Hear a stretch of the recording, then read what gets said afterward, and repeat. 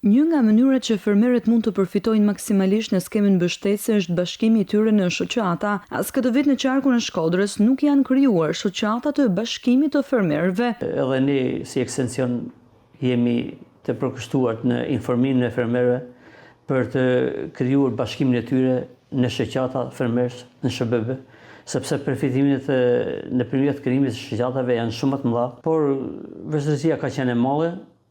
Shumë pak SHBB që janë realisht formalizuar dhe certifikuar dhe të regjistruar në QKR, nuk e ushtrojnë aktivitetin e tyre, nuk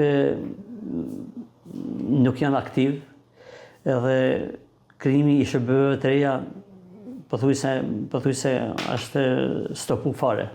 Një nga arsyet kryesore që përmendet nga specialistët e bujqësisë lidhet me mentalitetin e trashëguar nga e kaluara. Unë quaj arsye në mentaliteti i trashëguar nga kooperativat bujqësore, ishte një sistem i dështuar edhe frika e fermerëve se do t'i kthejnë asaj, them unë, është faktori bazë. Vetëm përmes bashkimit dhe krijimit të strukturave funksionale, fermerët mund të rrisin përfitimet e tyre dhe të përballen më dinjësisht. Aplikimet për skemat mbështetëse do të vijojnë deri në datën 26 qershor.